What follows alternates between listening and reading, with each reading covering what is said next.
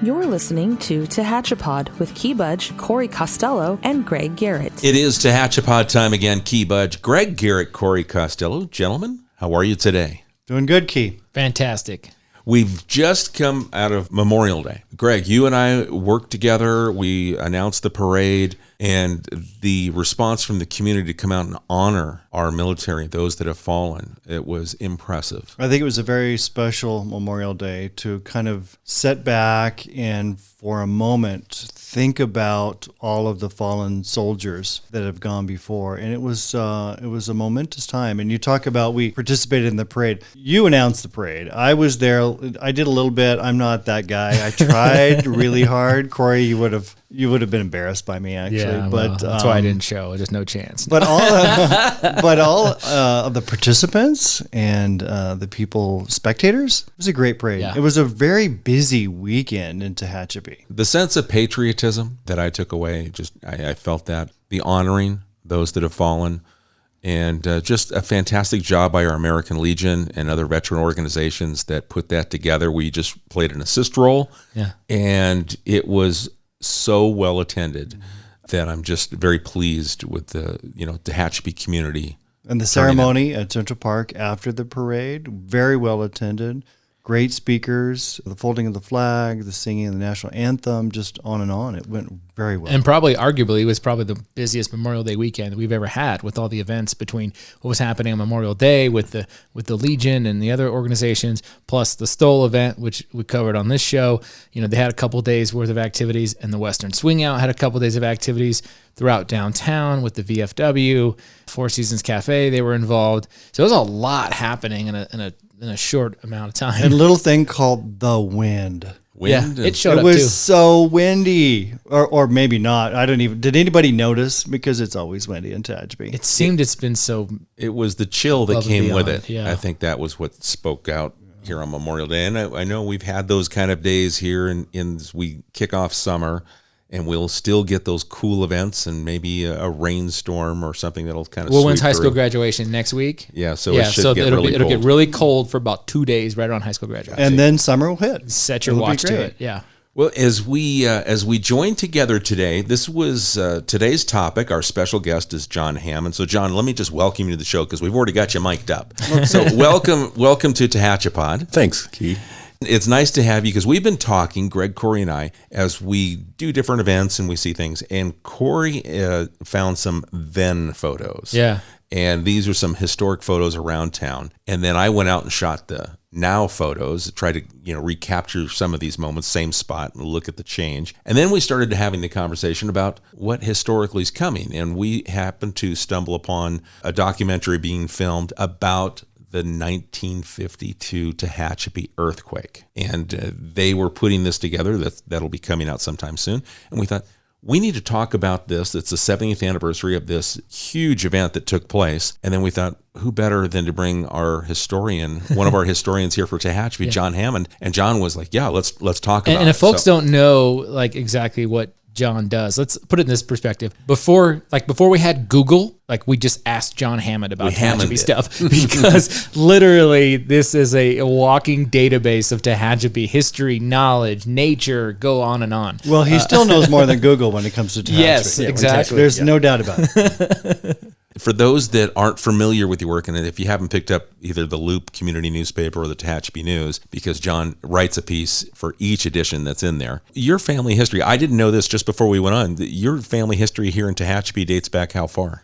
My grandfather came through in 1898, 5,000 goats. He was working as a shepherd, and there was a shearing station at Cameron where that boat says SS Minnow. Yeah. Mm-hmm. That was a dairy, and it's called the Cameron Dairy, a small dairy. They had 6 cows or 8 cows. And they used to have sheep sheared there because it was a railroad. There was actually a depot there, and they would load wool and mohair from the goats there. So they had big 10-foot tall burlap bags, and they would bring big bands of sheep and some goats there, and they would shear them, and then they would load the wool or the mohair in these big burlap bags and put them on the railroad and send them to woolen mills back in the Midwest, and they would be spun into fabric. Mm-hmm. And so he came through, and he liked Tehachapi. He talked about, in letters he wrote to his mother, about how the sheep shearers would work really hard, and they would go spend some of their money at the saloons in Tehachapi because there was lots of them. 5,000 goats? Yeah, How many 5,000 goats. people did he have helping him? There was just 3 of them usually, sometimes 2. Holy moly. I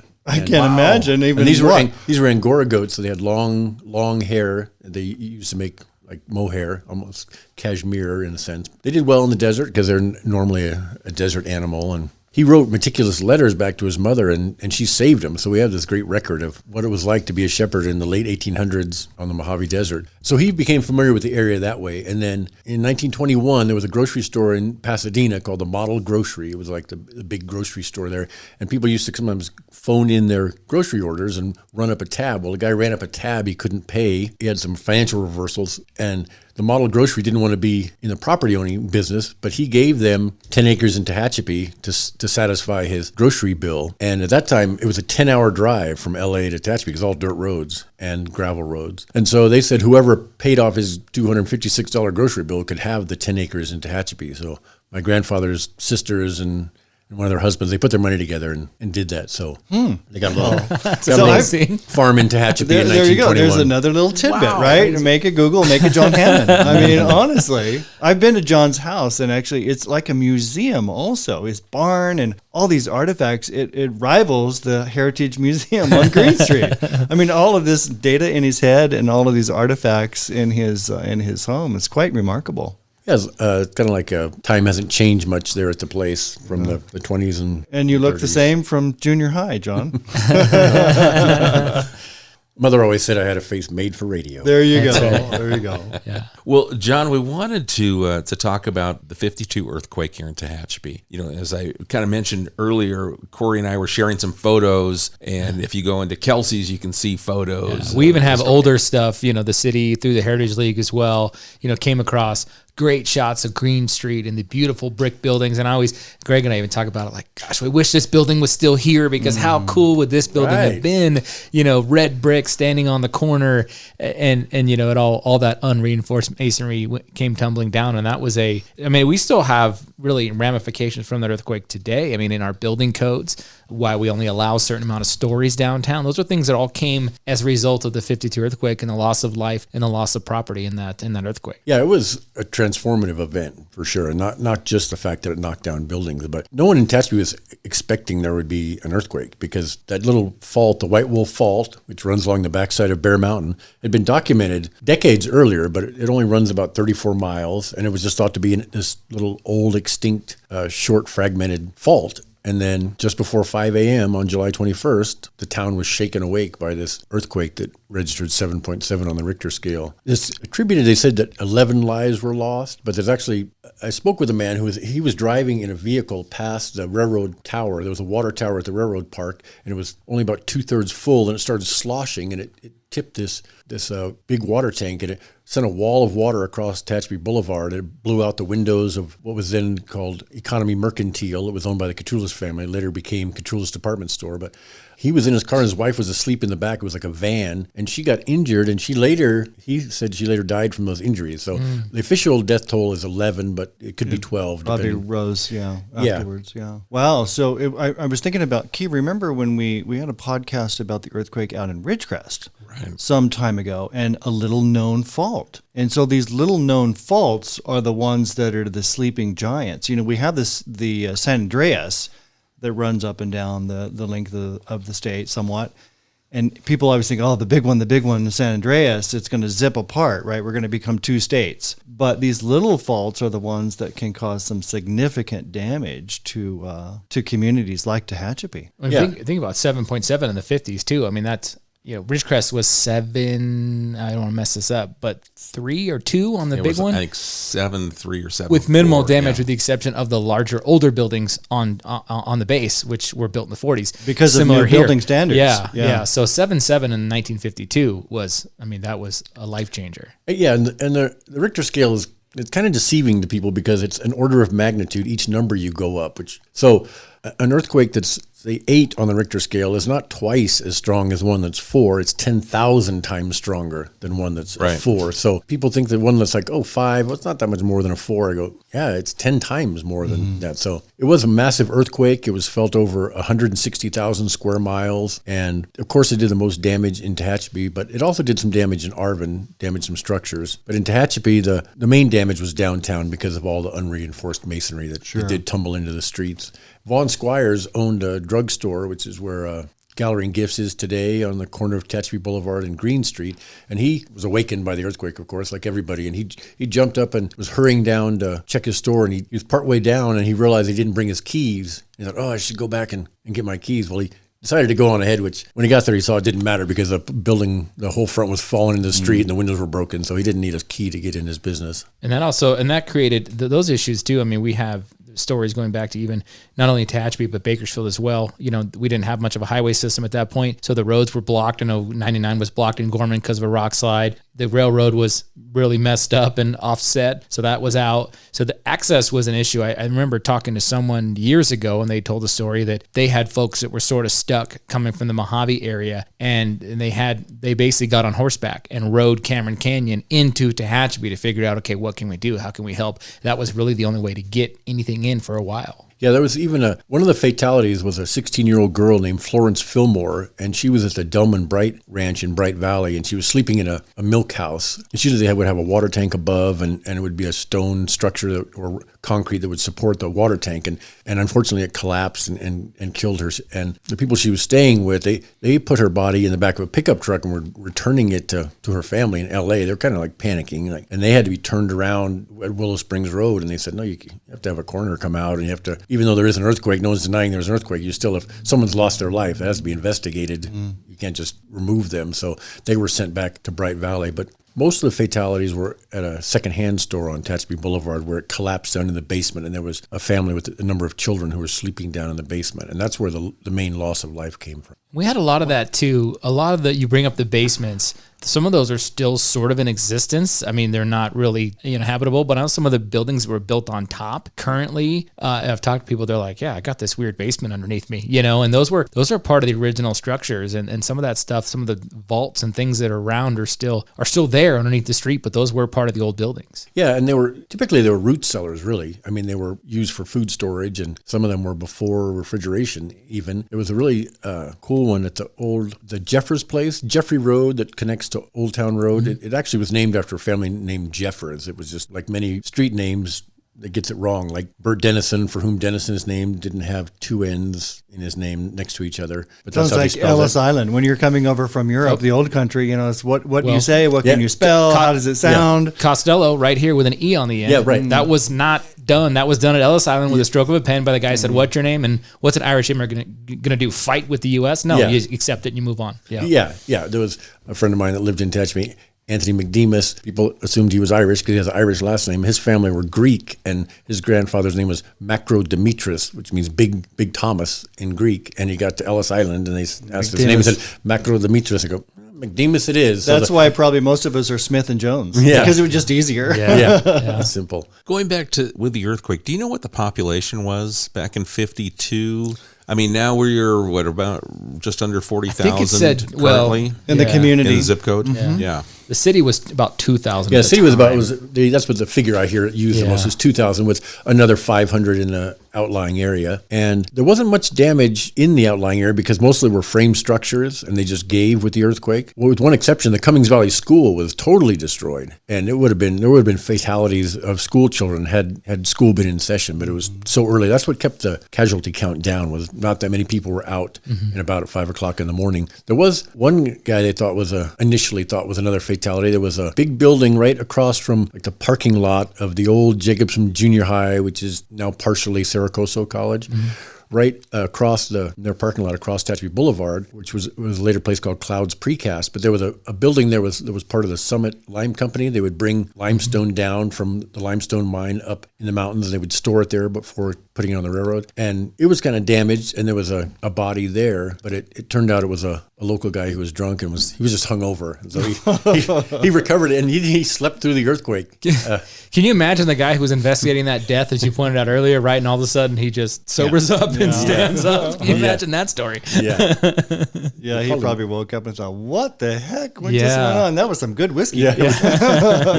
His nickname was Okey Doke. They called him Okey Doke, but they go, Okey Doke was killed. And they go, oh no, he's okay. He's just sleeping it off. He's just sleeping one off. It sounds like a Twilight Zone or something like it. We thought he was dead, you know. Oh, but man. KTLA Channel 5, they came out here, and I think that was one of the first kind of Remote broadcasts. And I'm not sure how they did it back then because we didn't have satellites, but just bing antennas, and they got some kind of broadcast from here to Los Angeles. They came out in 52? Yeah. Yes. Yeah. Wow. Yeah.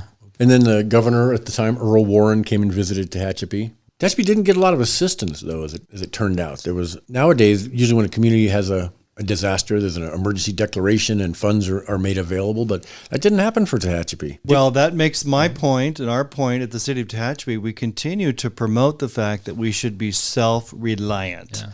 Don't count on the county, don't count on the state, don't count on the federal government. These days, they do, when there's an emergency, a lot of people will come.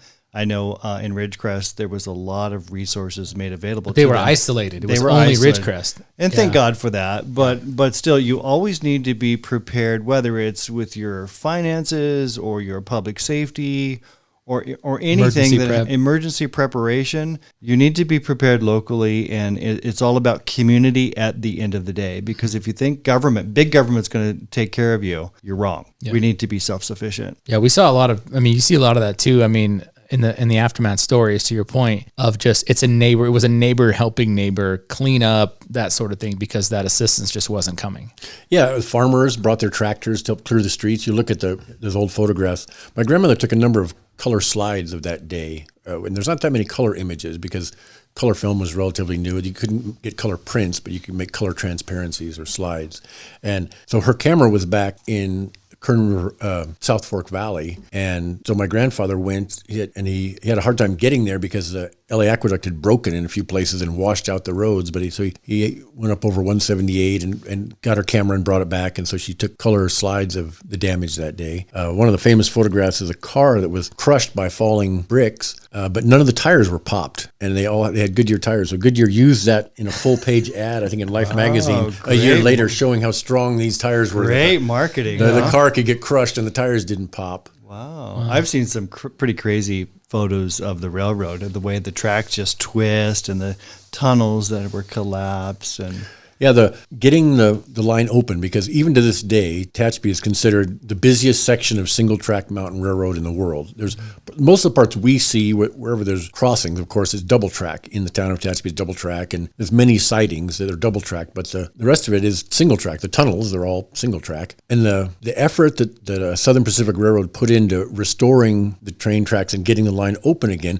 was the biggest expenditure of money and manpower that they had done since the railroad was completed in Tehachapi in 1876. So this is 70 years later. They had this massive work crew with lots of money and lots of time was spent working around the clock to get the railroad back open. And they got it open in about a month because it was just so important. The Tehachapi rail line is such a vital link that they... Well, you think about back then, too, it was muscles, manpower, mules, different things. They didn't have the giant equipment that we have these days necessarily.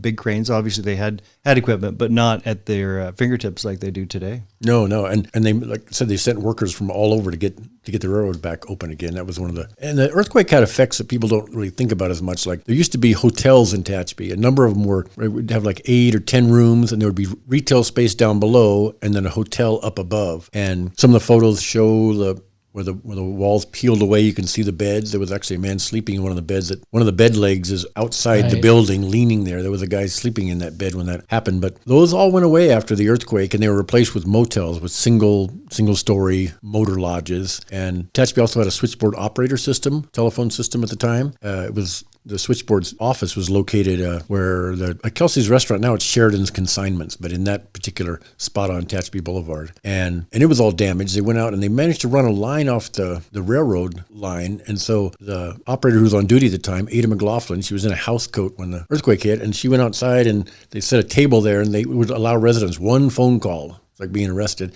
They could have one phone call to let a family member know that they were okay. And a lot of times the phone line was being used to organize relief efforts.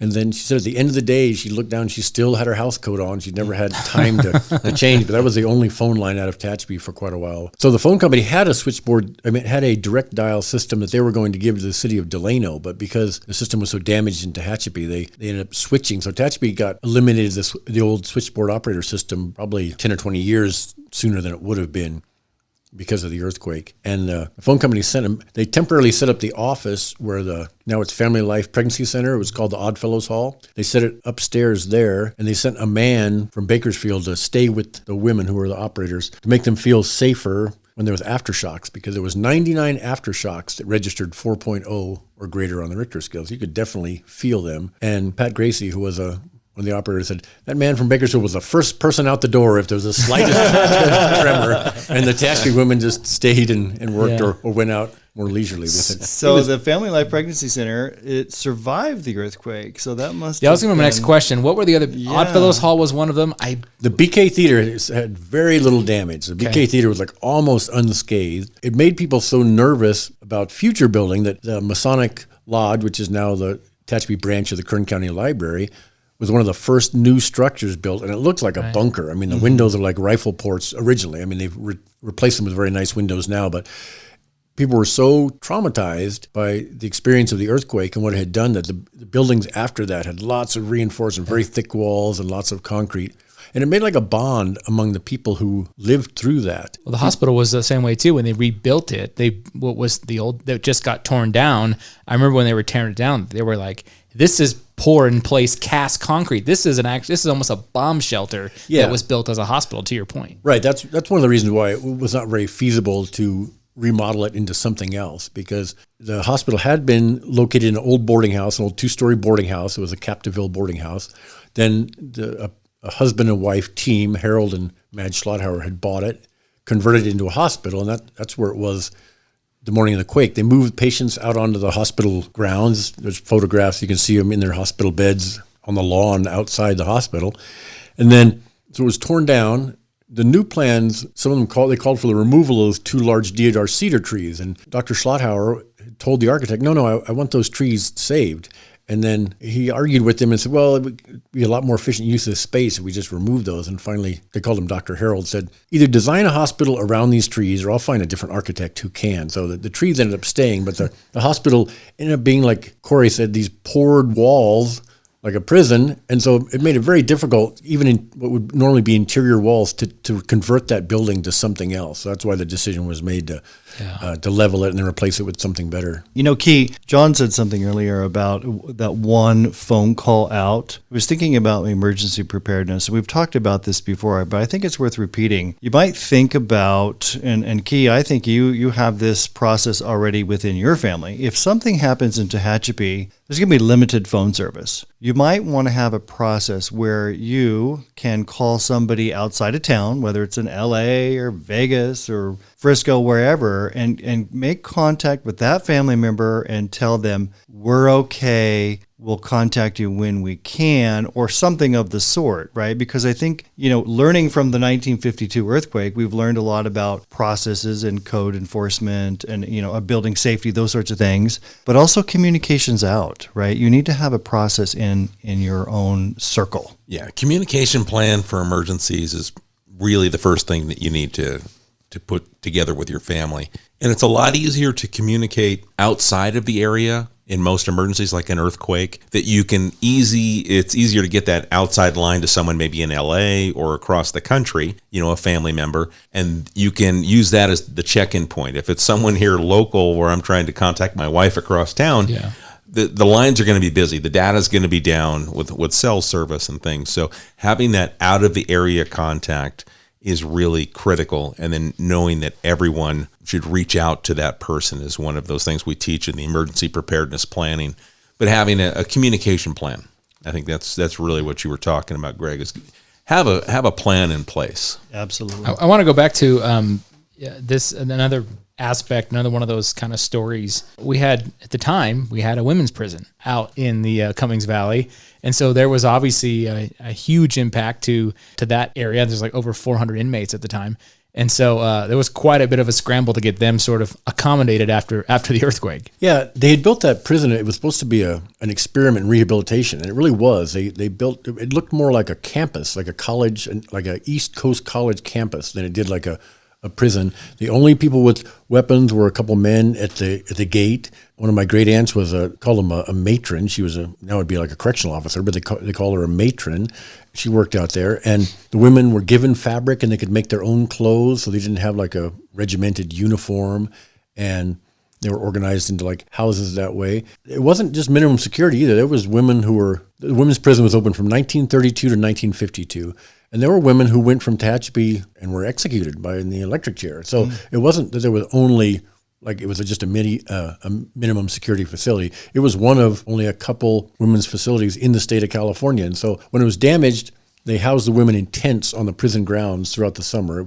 It happened in the summer, fortunately. And then they moved them to a prison in Frontera. And when they reopened the prison, it was as a men's prison. It's been a men's prison ever since. But it's one of the unfortunate casualties of that earthquake that method of incarceration was different. And it was very relaxed. My great aunt even took my mom when she was 12. She would take her to work with her sometimes because many of those women were mothers and they didn't get to see their children very much. So they were very friendly and respectful to my mom. And so that's how laid back it was. Like you could actually bring a child it was a women's prison, and it was relaxed, and my mom said the inmates were very nice to her, and she liked going and visiting the women's prison in Tehachapi. But you can still hear it mentioned in old movies. They'll threaten a female protagonist with like, when I catch you and see what you've done, you'll go to Tehachapi for this.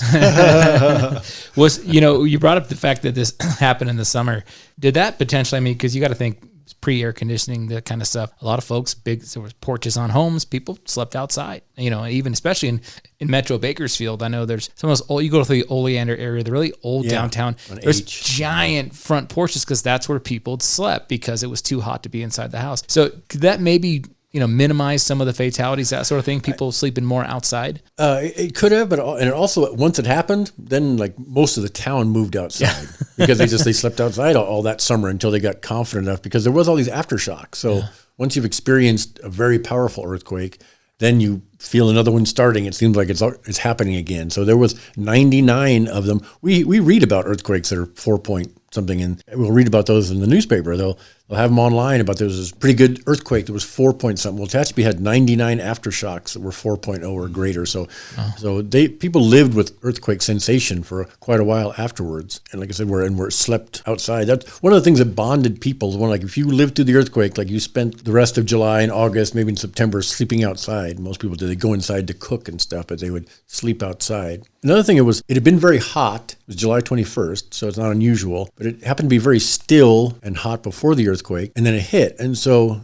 it's a phenomenon you can read about. People Earthquake weather. And so I know you hear about that. I was thinking when we were talking about Memorial Day, it was cold and windy. I thought, well, that's not earthquake weather. We have to wait until it's hot and stagnant. Yeah, and seismologists will say there's no correlation. Earthquakes happen when they happen, and it's deep within the earth, and it's not impacted by weather. But if you were someone who lived through the Tehachapi earthquake, or even were raised by people who did, like Tehachapi people, long-time Tehachapi people know the term earthquake weather, and when it's really calm and kind of oppressive and muggy, it feels like earthquake weather. I know it, right? Ooh, keep the wind blowing. Well, that, and then they talk about the animals sort of predicting it by their behavior. Horses are acting weird, and and then all of a sudden there's an event. Yeah, and there was that. And that actually is the earthquake weather thing. There's been no cause and effect ever been shown, no correlation. But the animals perceiving disruption before people. My uncle said that he had pigs and sheep and chickens, and he reported the animals acting funny. People talked about some dogs had run away the day before that had never run away. The birds go silent. But scientists, they'll tell you don't drink coffee, don't eat broccoli, broccoli, don't eat eggs. Only smoke Chesterfield cigarettes. They're best for you, according to your doctor. Right. And so I'm like, whatever. I wouldn't, like, if your dog runs away when an earthquake is imminent. But in hindsight, people made the connection. They said, like, I hadn't seen them do that before, and they did that before the earthquake. I think Mother Earth knows what's going on. Yeah. She's living and breathing too. So there's a connection. I'm sure of it. John, have you written about this historic earthquake? You've written about so many things. Every time I open the paper, I learn something about, whether it's wildlife or, nature, plant life. Have you ever written about this earthquake? I've written about the earthquake, yeah. Like, times when July 21st rolls around. Like there's a spot out by where I live on Sage Lane that became an informal dump where people dumped all the things in their house that got damaged because it broke tens of thousands of dishes and things. So out here at this dump, there's all these broken glass and broken dishes, and it's all from about the same era, the 1950s. Some of the things are older because people had older items in their homes, but that's when they're all deposited right along Sage Lane in this field now. It was just suddenly, and it was not used for years after that, but just that one time everyone had to get rid of stuff because everyone's house had broken things in them.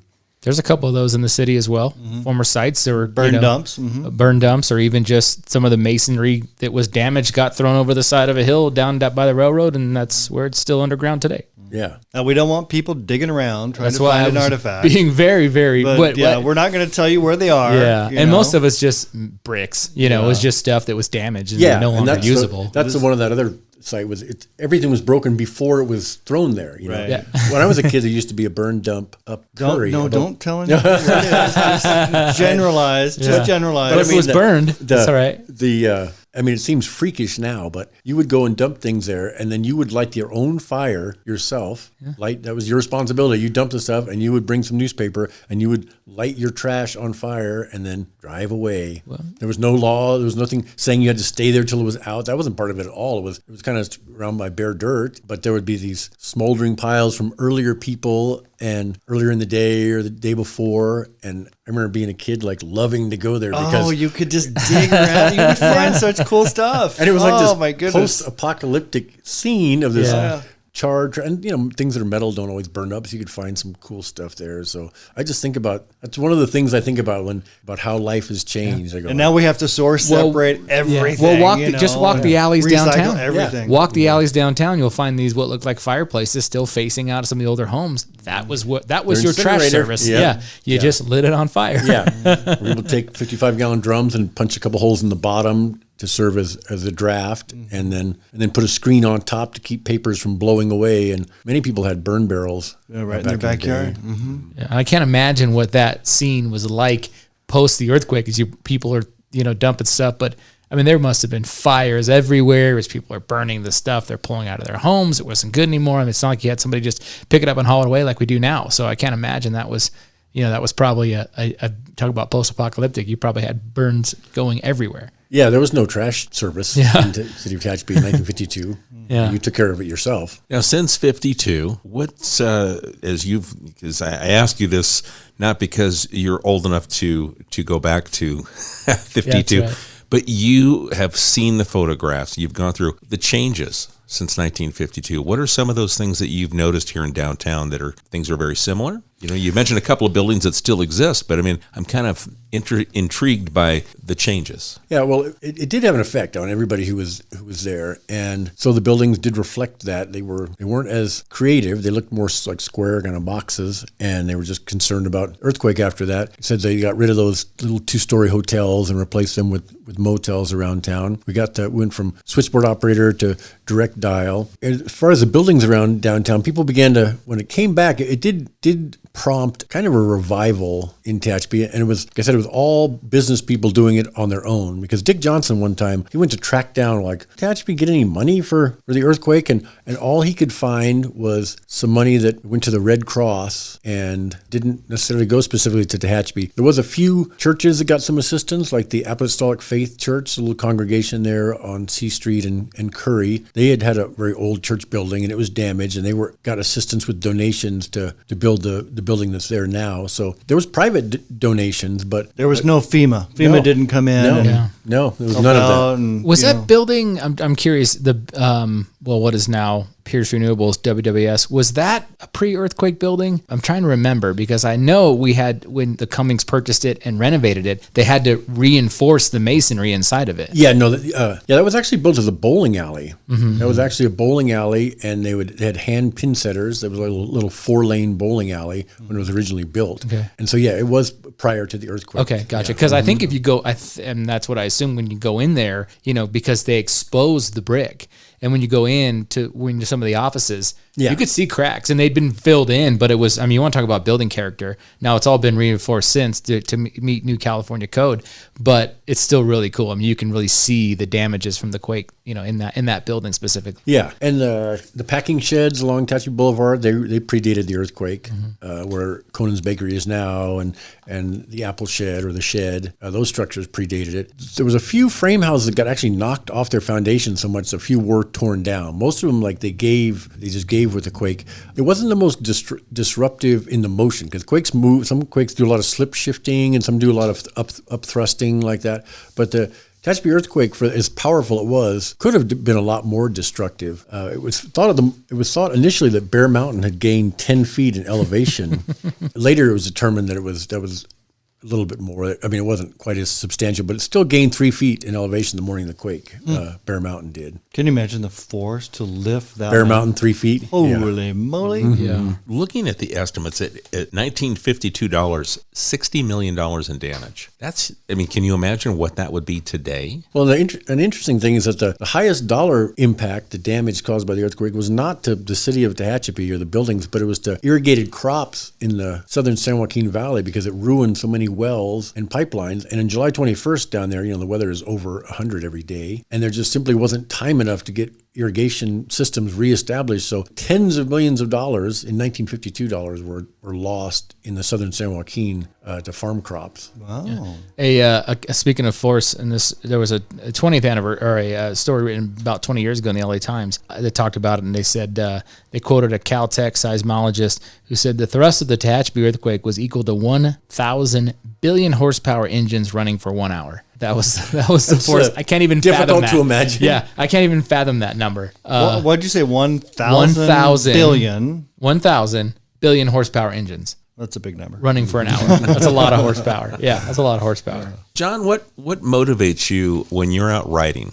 And not specifically here about the earthquake, but the other things, because I get fascinated by the topics and things that you pick. What motivates you when it's time to put pen to paper? I'm just a curious person, and so I like to, when I learn new things, I like to share those with other people, because a lot of times people would appreciate things more if they understand them. If you don't understand them, it's difficult to appreciate something if you don't really know anything about it. If you drive past and all the trees are just trees, or the birds are just nameless birds flying, it's hard to feel much kinship or to really care about their fate or just understand and appreciate them. And so I love Tehachapi and the history and the culture and the wildlife and the plants. And when I go outside and I hear bird song, I like to know what bird is making it. And when I see a flower blooming, I just want to know what kind it is. I don't like to just drive by and go, oh, that would look nice. You can enjoy it at that level, but I get more out of it by understanding it. And then as you learn, a lot of times there's really interesting information, like how native people used that particular plant. There's one called flannel bush. It blooms, it's going to be blooming pretty soon. It has big yellow waxy flowers. It's a really hardy shrub. You see it around Alpine Forest and Bear Valley and Golden Hills or different places, but it's called flannel bush. An old nickname was called slippery elm, because if you peel the outer bark, it's really mucilaginous. Like you put some water in it, it really feels slippery, and they would put that on like pack sores that horses would have. The native people, the Nua, made their strongest cordage from the inner bark fibers of that plant. And so as you begin to learn more about things, it just makes life more interesting. And when you know the names of the mountain peaks, and you can identify trees, you know what kind of plants those are, those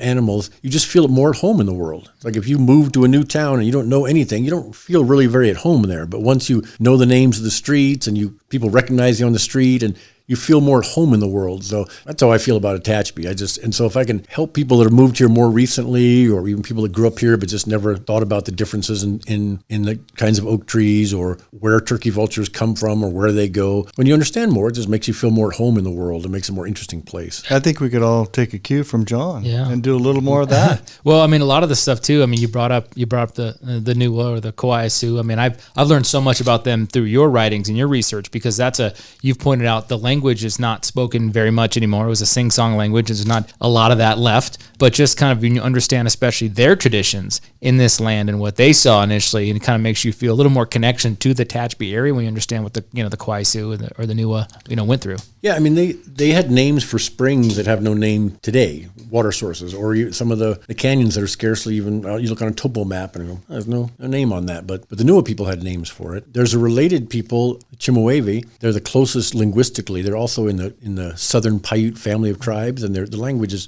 pretty close to each other. They had these things they call the salt songs, and they would sing them, and they were a verbal map.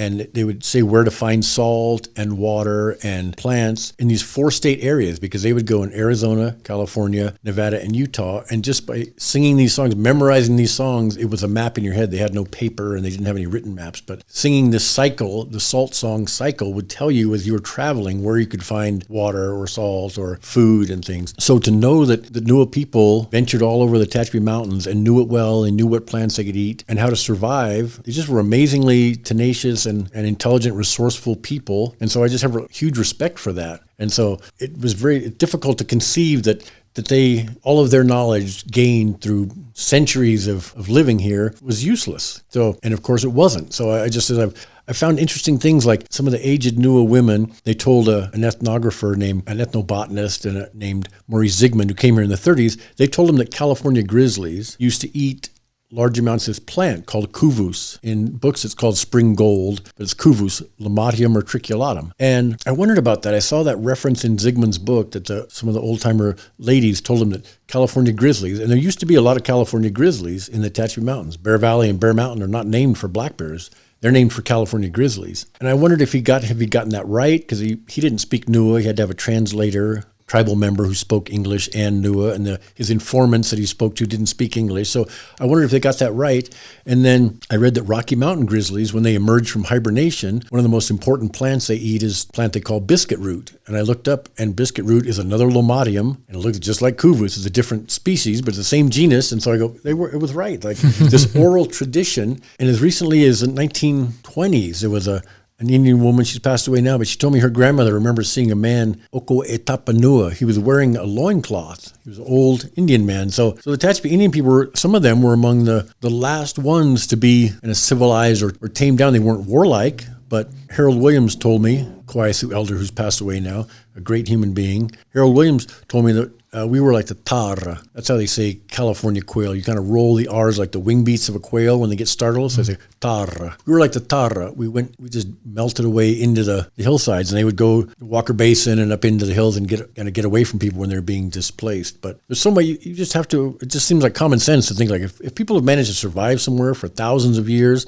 they've learned interesting, useful information. So I just try to share that with people. Nowadays, we go to Albertsons to fill our cart, and if it takes more than 5 minutes to check out, we're not happy. We want to move on. Yeah, and there's hardly any grizzly bears. Talk about getting in your cart. It's a complete departure from what you just described. Yeah. And even that history, crazy? Even that history too. When you go to talk about just the 20s and 30s with the Indian population, the folks that were still here, the native peoples, that was a big founding of. Go back to the very first 1930 Tehachapi football team, and those majority were Indian kids, and that's where they came up with the name Indians. That's where they started. They were initially the Tehachapi Indians. Eventually Warriors was changed, but that came from the kids on the team. That's who they wanted to be identified as. Yeah, and monolith, I've always said monolith was like an equalizer, a racial equalizer in a sense, because when you're covered with cement dust at the end of the day, people didn't care as much the color of your skin. I'm not saying that there was no racism, but the first black child that was born in Tehachapi was Laura Patterson, and she was born at Tehachapi Hospital, and her father, Mose, who was a great guy. She had a wonderful mother, Ola Mae Patterson. They came to work. They came from Arkansas, and they came to work at Monolith. There was many of the Latino families in Tehachapi are here because their grandfathers or great-grandfathers came to work at Monolith. There was an Indian camp near there. There was a number of Indian men who worked at Monolith. So it did serve as like an equalizing effect. And Tehachapi had less racial tension than a lot of communities, partially because of Monolith, because they all worked at the same place. They got paid the same amount, and so it had a positive effect of having people working in the same way that the aerospace industry post-World War II in like the San Fernando Valley and that area. Everyone came from somewhere else. They moved there. They worked in aerospace. And so they didn't have the entrenched kind of cliques and ethnic groups like they did back in East Coast cities. And so Monolith being out there, opened, it started like 1904 is when they very first started building the facility, and it supplied cement for the aqueduct until about 1912 when it was completed. And then the city of LA kept it, and they made all the cement for the LA Coliseum and some other things,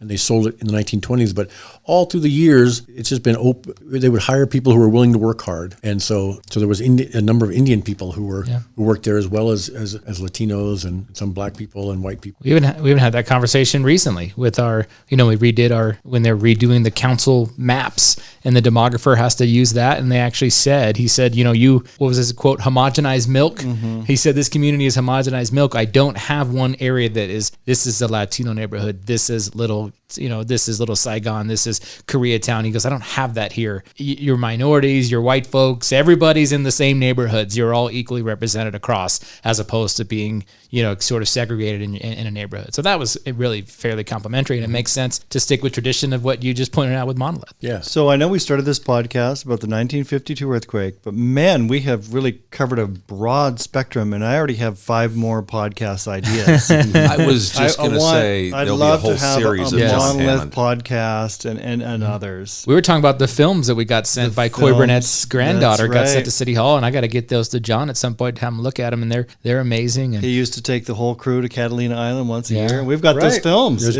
many children still. They're adults now, of course, but there's people who grew up in Tehachapi that fondly remember the Catalina trips, courtesy of Coy Burnett and Monolith Portland Cement Company. Yeah. Amazing. Good stuff. Tehachapi has really good deep roots. Yeah, it's an interesting place. It sure is. And literally, like, John and I go back to, 1996, when the Tehachapi News decided to let this knucklehead kid come work at their office as an intern. And John and I and Bill Mead, who owned the place, we didn't have the internet was just out, and there wasn't a lot of you didn't have it at your house. So the office was the only place we'd go and write. And then, so partial of my writing comes from John's influence and Bill Mead's influence. And well, John, as people are listening and getting, maybe because we do have so many new people here in the community that are getting exposed to this conversation with you for the first time, how can they explore your works? Where are they going to find you? I'm working on actually 4 books right now, that is one for each season. They're collections in my column, but they're organized in a way, because people have said over the years, you should put your columns in a book. But I go, it wouldn't really appeal to me to just have how would you know to find things? It was just so I've organized them in this detailed outlines, these 4 spring, summer, fall, and winter, and each one covers plants, birds, mammals, history, things that are most appropriate for that season. So that's a work in progress. A lot of them are archived online at Tehachapi News. If you're curious about something like bobcats at your house, or a gray fox or a plant, if you know what the name of it, if you type in pen in hand, gray fox, some stories will come up, or the turkey vultures, because that's a whole nother, that should be a podcast in itself. The turkey vulture migration through Tehachapi in the fall, in September and October, more than 30,000 come through, and these birds are from Canada, from Washington State, from Oregon and Northern California, and they all funnel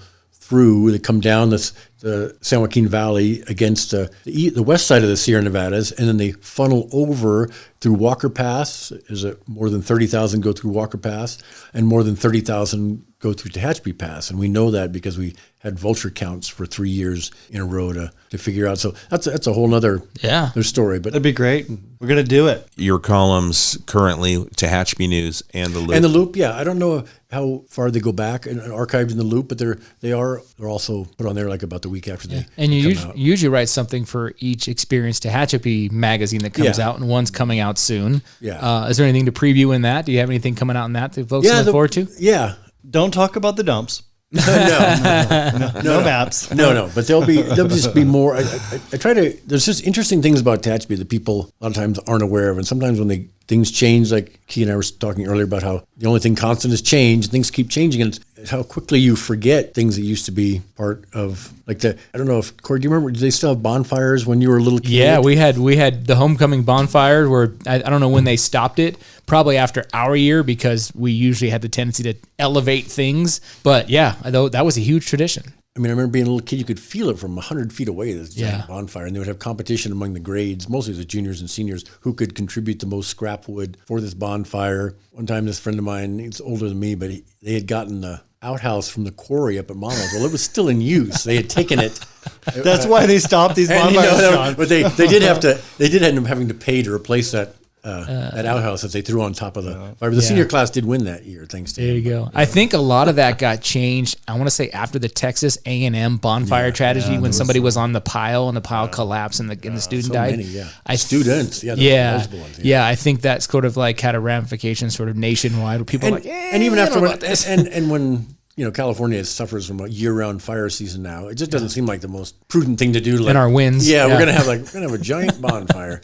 We have a bonfire every year at the 4th of July after the fireworks. Yeah, we do. Usually it's an aerial show and a ground show at the same time. We try to limit that. Last few years has been pretty good. Kern County Fire, though, is going to help us out this year. We're going to have a prescribed burn before the event. Yes, so we'll be let's good. Keep our fingers crossed. Yeah. Well, what a fascinating discussion today. 70 years ago, on July 21st, we had a devastating earthquake here in Tehachapi that's kind of changed the destiny of Tehachapi, and it's become what it is today. And it's much safer, as you talked about, as we change codes based on historic events, things that we live through.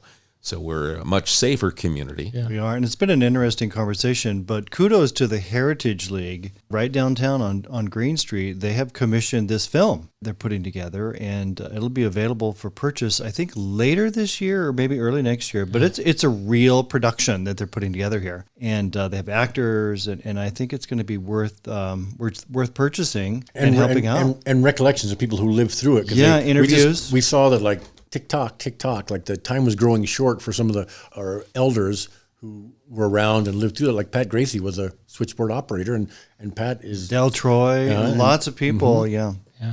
Yeah, and that's, we bring up the history part too. We think about it, a couple years back, you brought up the fact that people spend an entire summer living outside. Immediately, I'm like, wow, history repeats itself, because like 2 years ago, we spent the entire summer living outside. We ate outside, did everything outside, because that was what COVID forced us to do, and then even use that example when we did our sort of reopening, downtown on Green Street, last year, we kind of reopened the economy. It was like, I made that comment on this spot here, 70 years ago, we had to rebuild. Right. And we did. And so I think you see that history repeat itself in Tehachapi with just amongst the will of the people and what they're able to do when they contribute and rebuild. We're very resilient. Yeah. Tehachapi people are resilient and optimistic. Mm-hmm.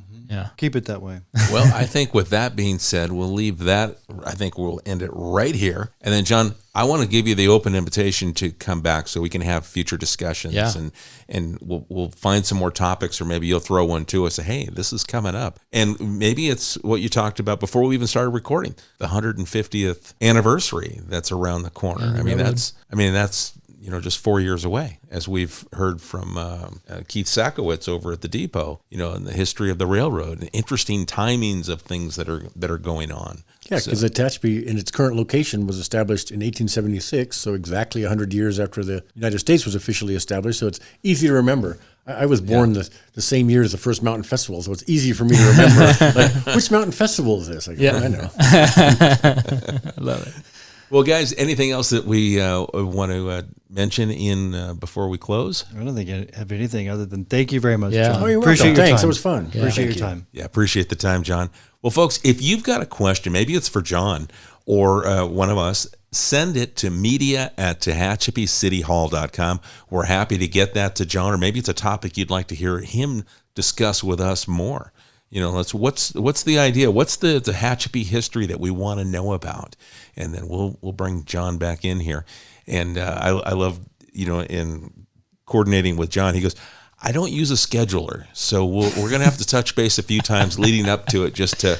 John doesn't keep a calendar. I texted Key and I said, I was in a budget meeting. I said, text me when John gets here, because I'm not gonna go over wait for him. So when he's actually in the studio, you text me and let me know. And that's what we did. All right, folks, we appreciate your time here on Tehachapi. John, once again, thank you for taking the time to come in and sharing the stories of our history here in Tehachapi. It's so rich and interesting and filled with people that just have made this place, and the names continue on. So we appreciate the time. You're welcome, Keith. Thank you. And folks, again, media at TehachapiCityHall.com. We appreciate your time, and we'll catch you again soon on Tehachapod. Tehachapod is a conversation about Tehachapi designed for the people who live here or who would like to know more about this mountaintop community. If you have a question you would like answered, email media@TehachapiCityHall.com. We will try to answer it on a future episode of Tehachapod.